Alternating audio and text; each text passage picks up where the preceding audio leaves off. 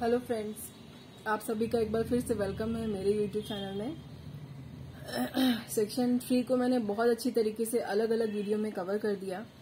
बहुत अच्छी तरीके से बहुत मेहनत करके आपको समझाने की कोशिश भी की और ये उम्मीद भी करती हूँ कि आपको बहुत अच्छे से समझ में आ भी गया होगा। आज हम लोग बात करेंगे सेक्शन 4 के बारे में। सेक्शन 4 बहुत ज्यादा बड़ा नहीं है, बहुत छोटा सा है और बहुत आसान भी है जानना। इसीलिए इसके लिए मैंने कोई पॉइंट्स लिखने की जरूरत महसूस नहीं की और इसके लिए मैंने कुछ लिखा भी नहीं, कोई नोट्स बनाने की भी जरूरत नहीं है। आज जो बुक की लाइन है, जो बुक की भाषा है, वही मैं आपको समझाने की कोशिश करती हूँ। आप लोग अपनी बुक में भी देख लीजिएगा, आपको बहुत आसानी से समझ में आ जाएगा। थोड़ी सी लैंग्वेज का प्रॉब्लम है, बाकी सब कुछ आसान है। सेक्शन 4 में कहता है, सेक्शन 4 में संविदा से संबंधित अधिनियमों का संविदा अधिनियम का भाग और रजिस्ट्रीकरण अधिनियम का अनुपूरक समझा जाएगा। इस पूरे सेक्शन में सिर्फ 2 ही पैराग्राफ दिए गए हैं और ये ही 2 ही पैराग्राफ बहुत इंपॉर्टेंट है। पूरे एक्ट की जान समझ लीजिए कि पूरे एक्ट की ऐसी बातें जो पूरे एक्ट में हर जगह नहीं लिखी गई होगी, वो यहाँ लिखी गई है। वैसे भी सेक्शन 3 जो इंटरप्रिटेशन क्लॉज होता है, परिभाषक खंड जो होता है, उसमें हर परिभाषा को समझाने की कोशिश की जाती है जो कि पूरे एक्ट में लिखी गई है। बार बार उसको समझाया नहीं जाएगा। अब क्योंकि पूरे एक्ट में उनका इस्तेमाल हो रहा है तो उनको पहले ही समझ देना ज्यादा अच्छा होगा। वैसे यहाँ पे अगर सेक्शन 4 को आप समझ लेते हैं तो आगे आपको बहुत आसानी होने वाली है। जो नए हैं उनके लिए कह रही हूँ, जिन्होंने बहुत बार पढ़ लिया उनका रिविजन हो जाएगा। इसका पहला पैराग्राफ क्या कहता है, मैं पढ़ती हूँ। अधिनियम में वे अध्याय और धाराएं जो संविदा से संबंधित है भारतीय संविदा अधिनियम का भाग मानी जाएगी। आप लोग को सबको पता है कि जब भी संपत्ति का लेन देन करते हैं तो संपत्ति के लेन देन में पहले हमें एक करार करना पड़ता है और वो करार बाद में कॉन्ट्रैक्ट में कन्वर्ट हो जाता है। तो ये संपत्ति अंतरण अधिनियम जब मैंने पढ़ाया था आपको, मैंने जो पहला वीडियो बनाया था उसमें मैंने आपको बताया था कि ये अपने आप में एक कंप्लीट एक्ट नहीं है। इसको पूरा होने के लिए और भी बहुत सारे एक्ट्स की मदद लेनी होती है। उनमें से एक कॉन्ट्रैक्ट एक्ट भी है। उसके बिना ये बिल्कुल अधूरा है, ये बिल्कुल किसी काम का नहीं है।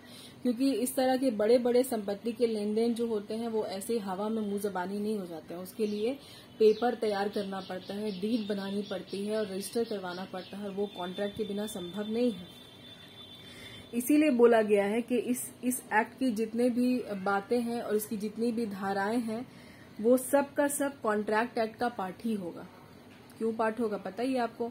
संपत्ति का लेन देन करने के पहले कॉन्ट्रैक्ट करना पड़ता है और कॉन्ट्रैक्ट में कंसिडरेशन होता है। बिना कंसिडरेशन के कोई भी कॉन्ट्रैक्ट जो है हो नहीं सकता, वो वॉइड हो जाएगा, शून्य हो जाएगा। तो वैसे ही यहाँ पर जब हम संपत्ति का लेन देन करते हैं और अब हम अपनी संपत्ति किसी और को दे रहे होते हैं तो बदले में हमें भी कुछ मिल रहा होता है, ऐसे नहीं दे रहे होते हैं। तो संपत्ति का लेन देन के लिए हमें यहाँ पे कॉन्ट्रैक्ट या फिर एग्रीमेंट हर हाल में करना होगा और बिना कॉन्ट्रैक्ट की मदद से टीपी एक्ट कुछ कर ही नहीं सकता, उसका कुछ हो ही नहीं सकता। इसीलिए बोला गया है कि ये कॉन्ट्रैक्ट एक्ट का भाग माना जाएगा, कॉन्ट्रैक्ट का पार्ट माना जाएगा। दूसरा है, अच्छा एक और बात है, ट्रांसफर ऑफ प्रॉपर्टी एक्ट में जो दान नाम का यानी गिफ्ट नाम का चैप्टर है, बस वहां पर हमें कंसिडरेशन की जरूरत नहीं पड़ती। क्योंकि जब भी हम किसी को दान कर रहे होते हैं किसी संपत्ति का, तो उसमें दान में हम बदले में कंसिडरेशन नहीं लेते। इसीलिए वहां पर हम नहीं भी कॉन्ट्रैक्ट अगर करेंगे और ऐसे ही किसी को संपत्ति ऐसे ही मतलब बिना कॉन्ट्रैक्ट के बिना एग्रीमेंट के किसी को संपत्ति हम दान में देना चाहें तो हम दे सकते हैं, क्योंकि हमें वहां कंसिडरेशन की जरूरत नहीं पड़ती। दान में जब हम किसी को दान ही कर रहे होते हैं तो बदले में कुछ लेते नहीं है ना, और अगर ले ही लेंगे तो फिर वो दान थोड़ी कहलाएगा।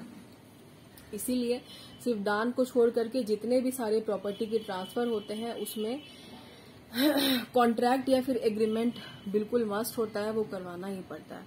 इसका दूसरा पैराग्राफ कहता है कि सेक्शन 54 का पैरा 2(3), सेक्शन 59, 107 और 123 इंडियन रजिस्ट्रेशन एक्ट के अनुपूरक के रूप में पढ़ी जाएगी। अनुपूरक का मतलब होता है किसी चीज के साथ में मिल करके उसको कंप्लीट कर देना। तो यहाँ पर ये जो सेक्शन है, ये मैंने आपको सेक्शन 1 में भी इसके बारे में डिस्कस किया था, वहां भी इसके बारे में बात किया गया है। यहाँ पर मैं आपको इतना ही बताना चाहूंगी कि जहां जहां भी प्रॉपर्टी का रजिस्ट्रेशन मैंडेटरी है, आपको लेन देन करने के पहले रजिस्ट्रेशन करवाना ही होगा।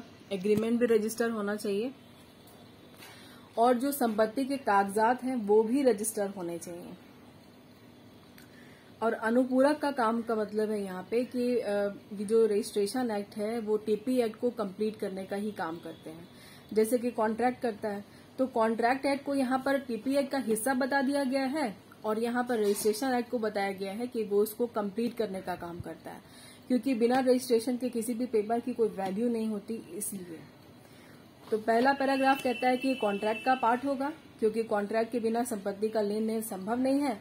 और दूसरा पैराग्राफ कहता है कि ये अनुपूरक के रूप में पढ़ा जाएगा, यानी कि रजिस्ट्रेशन बहुत जरूरी होता है संपत्ति के लेन देन में। तो संपत्ति के लेन देन को कंप्लीट करने का काम यहाँ पे रजिस्ट्रेशन एक्ट करता है। बस यही सेक्शन 4 में इतना सा ही बताया गया है, इससे ज्यादा कुछ ऐसा नहीं है। और दान के बारे में मैंने आपको बता ही दिया, जहां पर जरूरत नहीं पड़ती है कंसिडरेशन की, इतना ही है। आप लोग इसको एक बार अपनी बुक से भी पढ़िए, आपको बहुत अच्छे समझ में आ जाएगा। उम्मीद करती हूँ कि आज का लेक्चर आपको बहुत पसंद आया होगा, और आया होगा तो नीचे कमेंट सेक्शन में जरूर बताइएगा। पसंद आए तो लाइक कर दीजिएगा, नहीं आए तो अनलाइक कर दीजिएगा, मन करे तो सब्सक्राइब कीजिएगा और बेल आइकन को प्रेस कर दीजिएगा, नहीं मन करे तो मत कीजिएगा सब्सक्राइब। दूसरा के शेयर बिल्कुल कीजिएगा, प्लीज शेयर जरूर कीजिएगा। और आप सभी अपना ध्यान रखिएगा। मैं अगले सेक्शन 5 के साथ मैं आपसे जरूर मिलूंगी, तब तक के लिए बाय बाय।